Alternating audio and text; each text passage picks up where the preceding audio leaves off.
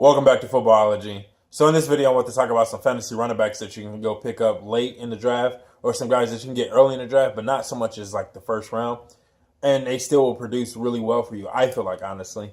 A lot of guys are slipping through the cracks, in my personal opinion, because a lot of people are reaching for some other guys. So without further ado, we're just going to jump into this video.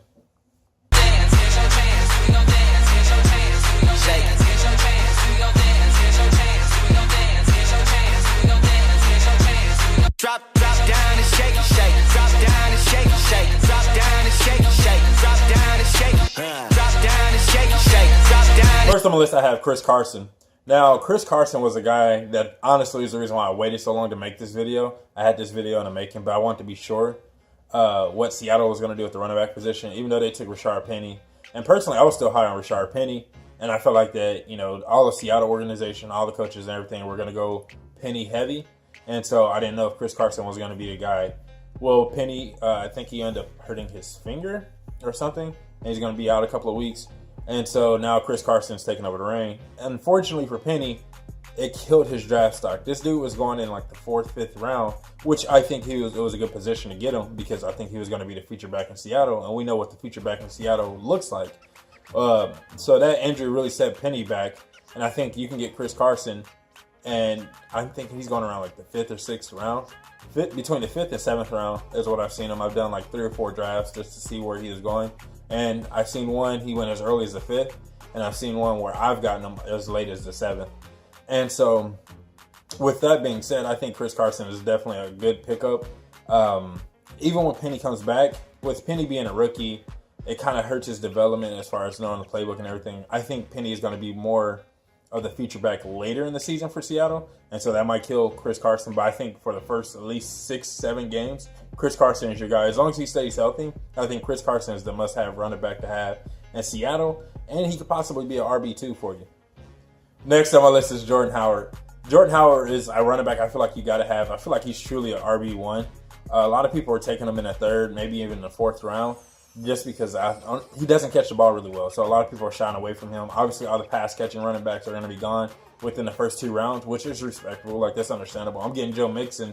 I'm taking Joe Mixon every time in the 2nd round almost, because that's where I feel like you have to grab him. If you don't get him there, you won't get him at all. But let's say, for instance, you're in a situation where you're picking 4th overall or 5th overall in the top part of the draft, and you go get you a Todd Gurley or a David Johnson or a Zeke Elliott. One of those guys fall to you, so you get one of those guys. Now in the 2nd round, you can go get Devontae Adams, which I've seen his stock go up completely crazy. Like, he was going in the 3rd, now he's going in the 2nd. You can go get a Devontae Adams, or if one of those other premier receivers that fell to the 2nd round, like a Julio Jones or a D-Hop. I mean, it's a long shot, but some of those guys that could have possibly fell to you in the 2nd round, if you're doing a snake, it's going to be really hard for those guys to fall. But let's just say for this situation, they did.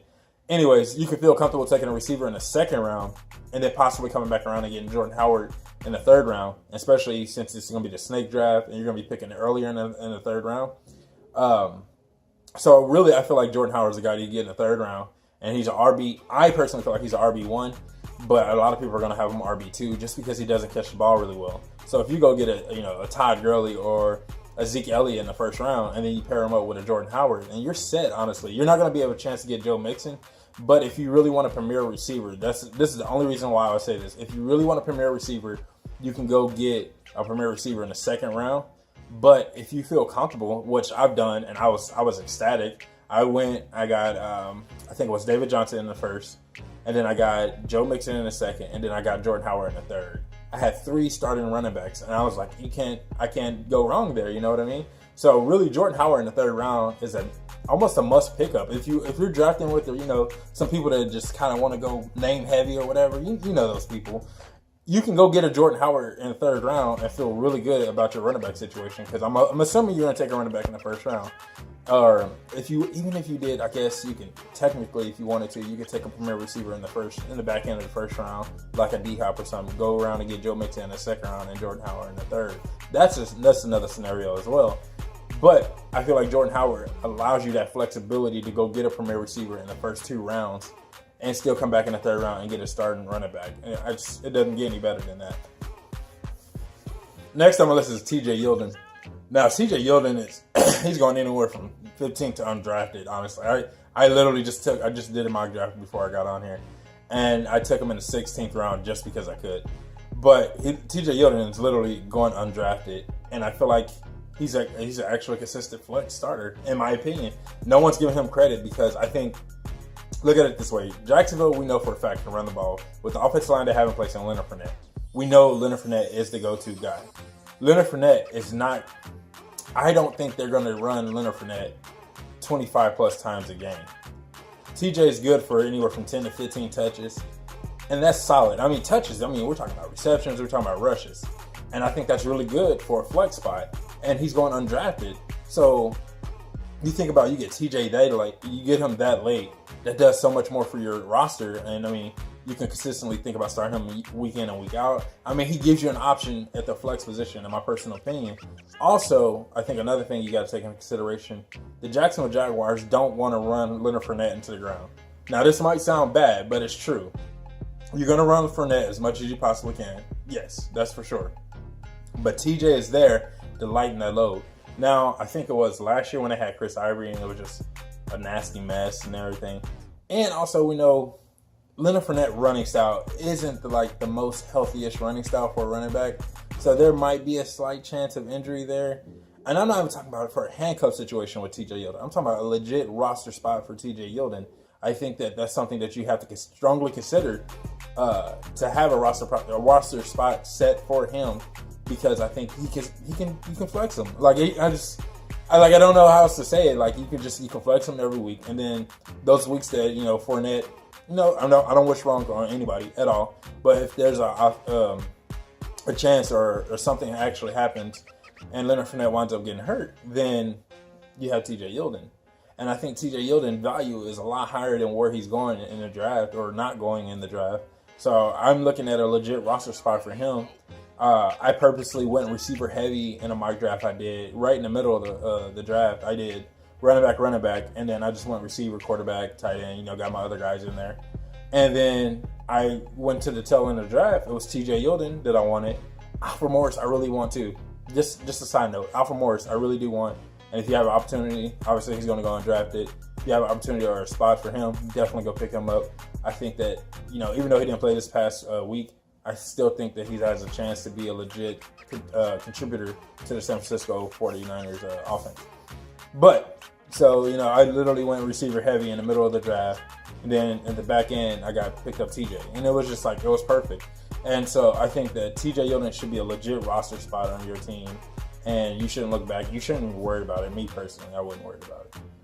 The next guy on my list is Lamar Miller. I really like Lamar Miller a lot this year because of Deshaun Watson. I think Deshaun Watson stays healthy, he's going to actually affect the run game. I remember watching something there talking about the quarterback affecting the run game as far as them running the ball, but also helping the the running back running the ball as far as freezing those linebackers and things like that, keeping those guys at bay, and then helping those guards get to the second level to then swing these running backs.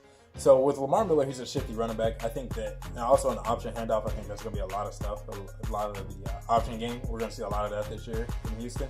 And I think that's really going to affect Lamar in the running game. And I don't know, the option is so cheesy, it seems like, but it works so well.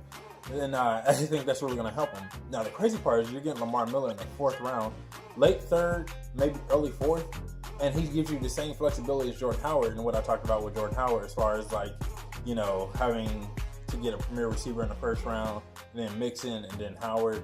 Or now with Lamar, you can also go, running back, receiver, and then get Lamar in the 4th.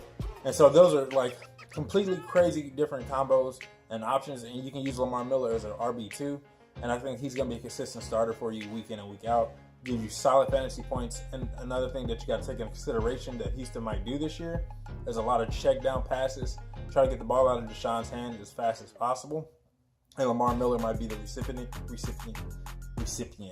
of that. I can't talk. And he might have the opportunity to take some of those passes along the distance, as far as screenplays, things like that. I'm so sorry. There's so much going on right now. And so I think Lamar Miller, get him in the 4th round. Definitely pair him with a Joe Mixon that you get in the second round. So you can go receiver, Mixon, receiver, Miller. And I think that'd be a good setup for you too. And then also get TJ Yeldon and undrafted flex. There you go, 3 running backs. And that'd be crazy if they all went off this year, because then I would just feel like a genius. Just saying. That's all I had for this video. A couple of guys I want to talk about real quick that I didn't mention. Ronald Jones and Royce Freeman. I don't like their situations. Royce Freeman has shown in preseason that he can run the ball, but I just don't like Denver's offensive line, and I don't know what their passing game is going to look like this year. I even made a video on it. I think Chad Kelly's going to want to be in the starter. Then maybe at that time you mess with Royce Freeman. But until then, I'm kind of shying away from him just because he's too rich for my blood for what I can get there. Also, Ronald Jones, I think he's just in a really crappy situation, especially with Jameis Winston being suspended. I don't think Tampa Bay has anything moving forward. I don't like their offensive line. I think the team is in shambles. So really, not that Jones isn't a good running back. I think he's in a really bad situation. So I'm not messing with him. Rashard Penny, you can get him late now because of Chris Carson's stock is going up. And with Penny's injury, a lot of people are going to shy away from him.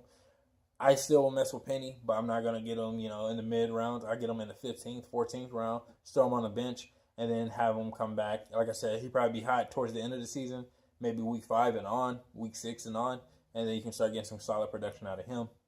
And so those are just a couple of rookie guys. Also, Saquon in the first round.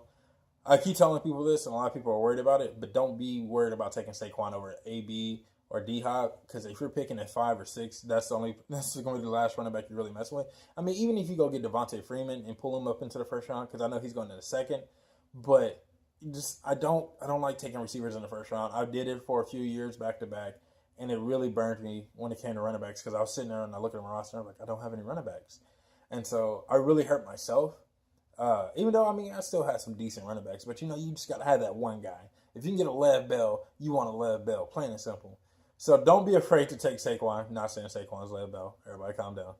But don't be afraid to take Saquon over Antonio Brown, especially if he's the last featured running back that's still there. Just going to do it, and I think you'll be fine. I think it will pay off in the long run. He's going to get his touches in New York. You guaranteed to get his touches. Dude went too high in the draft. A, B, he's too dominant. He's just too explosive not for him to get his touches. So I think you should definitely look into that. But that's all I have for you guys in this video. Sorry it's so long. I try to make it short as possible. But I really hope you guys enjoyed this video. If you're not a footballologist yet, go and subscribe to the YouTube channel. Become a footballologist today. Stay safe, football fans.